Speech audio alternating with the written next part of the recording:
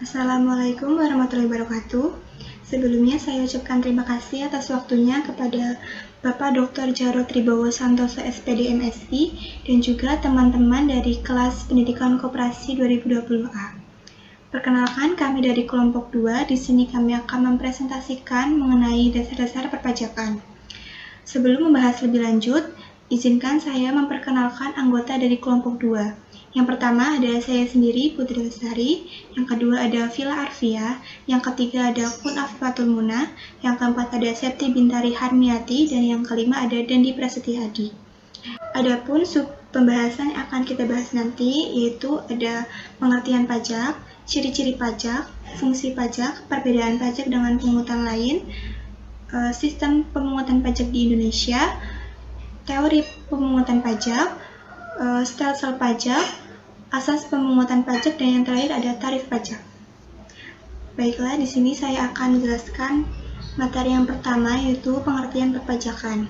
Berdasarkan Undang-Undang KUP Nomor 16 Tahun 2009 Pasal 1 Ayat 1, pajak adalah kontribusi wajib kepada negara yang terutang oleh orang pribadi atau badan yang bersifat memaksa berdasarkan undang-undang dengan tidak mendapatkan imbalan secara langsung dan digunakan untuk kepentingan negara bagi sebesar-besarnya kemakmuran rakyat.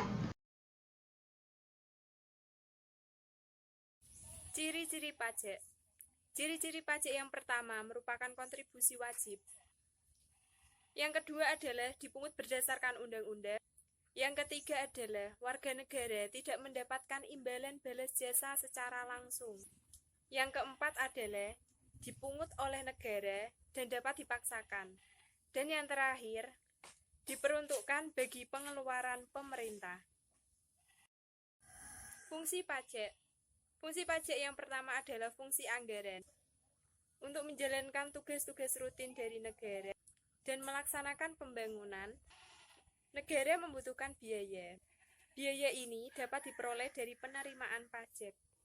Misalnya, pajak digunakan untuk pembiayaan rutin, seperti belanja pegawai, belanja barang dan jasa, pemeliharaan, dan lain sebagainya. Yang kedua adalah fungsi mengatur. Dengan fungsi mengatur, pajak bisa digunakan untuk mencapai atau sebagai alat untuk mencapai suatu tujuan. Fungsi stabilitas. Dengan adanya pajak, pemerintah memiliki dana untuk menjalankan kebijakan yang berhubungan dengan stabilitas harga, sehingga inflasi dapat dikendalikan. Hal ini bisa dilakukan antara lain dengan cara mengatur peredaran uang di masyarakat, pemungutan pajak, dan penggunaan pajak yang efektif dan efisien. Dan yang terakhir adalah fungsi redistribusi pendapatan. Pajak yang sudah dipungut oleh negara akan digunakan untuk membiayai semua kepentingan umum. Selanjutnya adalah perbedaan pajak dengan pungutan lain. Yang pertama adalah retribusi, merupakan pembayaran-pembayaran kepada negara yang dilakukan oleh mereka yang menggunakan jasa pemerintah pusat maupun daerah di mana pembayar mendapat manfaat secara langsung. Misalnya, pembayaran uang sekolah, pembayaran PAM, retribusi pasar, parkir, jalan tol, dan lain-lain.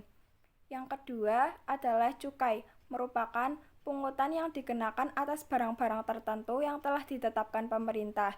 Biasanya untuk barang-barang yang konsumsinya perlu dikendalikan, peredarannya perlu diawasi, pemakaiannya dapat menimbulkan dampak negatif bagi masyarakat atau lingkungan hidup, atau pemakaiannya perlu pembebanan pemungutan negara demi keadilan dan keseimbangan. Contohnya tembakau seperti rokok. Yang ketiga adalah bea masuk, merupakan pungutan negara berdasarkan undang-undang yang dikenakan terhadap barang yang memasuki daerah pabean, seperti salah satu jenis pajak berdasarkan asas domisili. Sedangkan bea masuk adalah pungutan negara yang dikenakan terhadap barang ekspor. Yang keempat adalah bea material, adalah pajak yang dikenakan atas dokumen yang bersifat perdata dan dokumen untuk digunakan di pengadilan. Nilai bea material yang berlaku saat ini yaitu 3.000 dan 6.000 yang disesuaikan dengan nilai dokumen dan penggunaan dokumen. Yang terakhir adalah iuran, adalah pungutan yang dikenakan sehubungan dengan suatu jasa atau fasilitas yang diberikan pemerintah secara langsung dan nyata kepada kelompok atau golongan pembayar. Selanjutnya yaitu sistem pemungutan pajak di Indonesia. Sistem pemungutan pajak merupakan sebuah mekanisme yang digunakan untuk menghitung besarnya pajak yang harus dibayarkan oleh wajib pajak ke negara. Di Indonesia berlaku 3 jenis sistem pemungutan pajak. Yang pertama yaitu self-assessment system, merupakan sistem pemungutan pajak di mana penentuan besaran pajak yang harus dibayarkan oleh wajib pajak dihitung wajib pajak yang bersangkutan. Ciri-ciri sistem pemungutan pajak self-assessment system. 1. Penentu besaran pajak terutang dilakukan oleh wajib pajak itu sendiri. Yang kedua, wajib pajak berperan aktif dalam menuntaskan kewajiban pajaknya mulai dari menghitung, membayar, hingga melaporkan pajak. Yang ketiga, pemerintah tidak perlu mengeluarkan surat ketetapan pajak kecuali jika wajib pajak telat lapor, telat bayar pajak terutang, atau mendapat pajak yang harusnya dibayarkan namun tidak dibayarkan. Yang kedua yaitu Official Assessment System, merupakan sistem pemungutan pajak yang membebankan wewenang untuk menentukan besarannya pajak terutang oleh Fiskus atau aparat perpajakan sebagai pemungut pajak. Wajib pajak bersifat pasif dan pajak terutang muncul setelah dikeluarkannya surat ketetapan pajak oleh Fiskus. Ciri-ciri sistem perpajakan official system. Yang pertama, besarannya pajak terutang dihitung oleh petugas pajak. Yang kedua, wajib pajak sifatnya pasif dalam perhitungan pajak mereka. Yang ketiga, pajak terutang ada setelah petugas pajak menghitung pajak yang terutang dan menertibkan surat ketetapan pajak. Yang keempat, pemerintah memiliki hak penuh dalam menentukan besarannya pajak yang wajib dibayarkan. Yang ketiga yaitu withholding system, merupakan pajak yang dihitung oleh pihak ketiga yang bukan wajib pajak dan bukan aparat pajak atau Fiskus. Biasanya dilakukan oleh bendaharawan. Contoh withholding system adalah pemotongan penghasilan karyawan yang dilakukan oleh bendahara instansi terkait. Jadi karyawan tidak perlu membayarkan pajak tersebut. Perkenalkan, nama saya Septi Bintari Harmiati, NIM 71014220265. Di sini saya akan menjelaskan tentang teori pemungutan pajak dan stelsel pajak. Teori pemungutan pajak. Yang pertama, teori asuransi. Menurut teori ini, negara memungut pajak karena negara bertugas untuk melindungi warga negara dan segala kepentingannya, keselamatan dan keamanan jiwa juga harta bendanya. Pembayaran pajak disamakan dengan pembayaran premi, seperti halnya perjanjian asuransi atau pertanggungan, walaupun perbandingan dengan perusahaan asuransi tidaklah tepat, karena satu, dalam timbul kerugian tidak ada suatu pengganti dari negara. Dua, antara pembayaran pajak dengan jasa atau timbal balik yang diberikan oleh negara tidaklah terdapat hubungan yang langsung. Namun, teori ini tetap dipertahankan sekedar untuk memberi dasar hukum dalam pemungutan pajak. Namun, makin lama makin berkuranglah penganut teori ini. Dua, teori kepentingan. Menurut teori ini, negara memungut pajak karena negara melindungi kepentingan jiwa dan harta benda warganya. Semakin besar kepentingan seseorang terhadap negara, misal kebutuhan perlindungan, maka semakin tinggi pajak yang harus dibayar. Sehingga pembagian beban atau pajak harus didasarkan atas kepentingan masing-masing orang dalam tugas pemerintah yang bermanfaat baginya, termasuk juga perlindungan atas jiwa dan harta bendanya. Maka sudah selayaknya bahwa biaya yang dikeluarkan oleh negara untuk menunaikan kewajiban dibebankan kepada rakyat melalui pembayaran pajak. Yang ketiga, teori kewajiban pajak mutlak atau teori Pakti. Teori ini berdasarkan atas paham organis Statlers yang mengajarkan bahwa sifat negara sebagai organisasi dari individu, maka timbul hak mutlak negara untuk memungut pajak.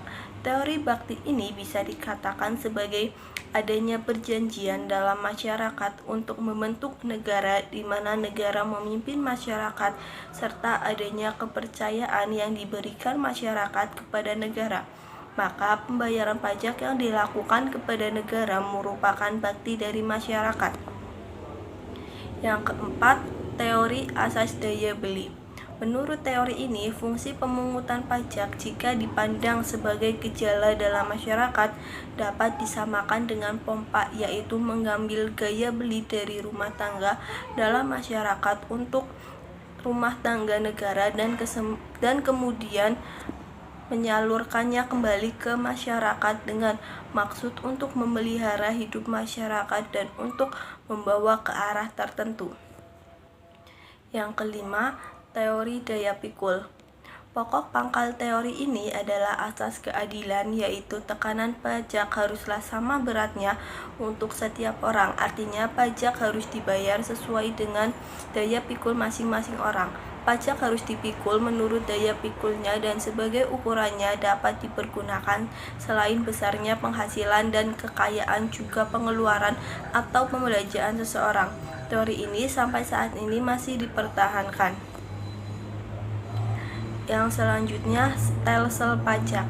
Stelsel pajak merupakan sistem pemungutan pajak yang digunakan untuk menghitung besarnya pajak yang harus dibayarkan oleh para wajib pajak.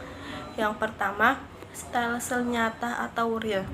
Stelsel nyata merupakan salah satu jenis pemungutan pajak yang didasarkan pada objek atau penghasilan yang diperoleh sesungguhnya atau penghasilan nyata untuk pajak penghasilan. Pemungutan pajak baru dilakukan pada akhir tahun. Dengan demikian, penghasilan yang sesungguhnya baru dapat diketahui kemudian atau disebut sistem pemungutan pajak di belakang atau neheving. Kelebihan utamanya adalah perhitungan didasarkan pada penghasilan sesungguhnya dan hasil yang diperoleh akan lebih akurat dan real. Kekurangannya adalah wajib pajak merasa dibebani jumlah pembayaran pajak tinggi dan pembayaran dilakukan di belakang sehingga penerima kas negara dan peredaran uang akan terpengaruh. Yang kedua, stelsel anggapan atau fiktif. Stelsel ini menerapkan sistem pemungutan pajak di depan atau forwarding. Misalnya, penghasilan suatu tahun pajak dianggap sama dengan tahun sebelumnya, sehingga pada awal tahun pajak telah dapat ditetapkan besarnya pajak yang terutang untuk tahun pajak berjalan. Keunggulannya adalah pajak dapat dibayar selama tahun berjalan tanpa harus menunggu pada akhir tahun, sedangkan kekurangannya adalah pajak yang telah dibayar wajib pajak tidak berdasarkan pada keadaan sesungguhnya. Yang ketiga, stelsel campuran. Jenis ini merupakan kombinasi antara stelsel nyata dan stelsel anggapan. Pada awal tahun, besarnya pajak dihitung berdasarkan suatu anggapan. Kemudian, pada akhir tahun, besarnya pajak disesuaikan dengan keadaan sebenarnya. Kelebihan stelsel ini adalah pemungutan pajak sudah dapat dilakukan pada awal tahun, dan pajak yang dipungut sesuai dengan besarnya pajak yang sesungguhnya. Kelemahan dari stelsel ini adalah adanya tambahan pekerjaan administrasi karena penghitungan pajak dilakukan 2 kali, yaitu pada awal dan akhir tahun. Sekian dari saya, terima kasih. Ini saya lanjutkan tentang asas pemungutan pajak. Asas pemungutan pajak merupakan dasar dan pedoman yang digunakan oleh pemerintah saat membuat peraturan atau melakukan pemungutan pajak. Asas pemungutan pajak ini memiliki 3 asas, yaitu 1. Asas domisili atau tempat tinggal. Pemungutan pajak ini dilakukan berdasarkan domisili atau tempat tinggal seseorang. Asas domisili diberlakukan pada setiap warga negara yang berdomisili di negara tersebut.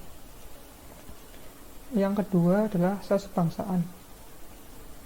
Pemungutan pajak dilakukan berdasarkan kebangsaan seseorang. Contohnya, gaji seorang tenaga kerja Indonesia yang bekerja di Arab Saudi selama 1 tahun wajib membayar pajak ke pemerintah. Yang ketiga yaitu asas sumber. Pemungutan pajak dilakukan berdasarkan sumber atau tempat penghasilan berada. Tidak peduli tidak peduli berada di mana atau di wilayah mana, wajib membayar pajak tersebut. Selanjutnya tentang tarif pajak. Tarif pajak merupakan dasar pengenaan pajak atas objek pajak yang menjadi tanggung jawab wajib pajak. Pada umumnya, tarif pajak berupa persentase yang sudah ditentukan oleh pemerintah. Tarif pajak ini memiliki 4 macam, yaitu 1. Tarif progresif. Tarif pajak progresif merupakan tarif pungutan pajak yang mana persentasenya akan naik sebanding dengan dasar pengenaan pajaknya. Yang kedua, tarif degresif. Tarif degresif ini kebalikan dari tarif progresif. Artinya, tarif pajak ini merupakan tarif pajak yang persentasenya akan lebih kecil dari jumlah yang dijadikan dasar pengenaan pajak tinggi. Selanjutnya, tarif proporsional. Tarif ini yang persentasenya tetap meski terjadi perubahan terhadap dasar pengenaan pajak. Jadi, seberapapun jumlah objek pajak, persentasenya akan tetap. Yang keempat yaitu tarif tetap atau regresif. Tarif tetap atau regresif adalah tarif pajak yang nominalnya tetap tanpa memperhatikan jumlah yang dijadikan dasar pengenaan pajaknya. Tarif tetap juga dapat diartikan sebagai tarif pajak yang selalu tetap sesuai dengan peraturan yang diberlakukan.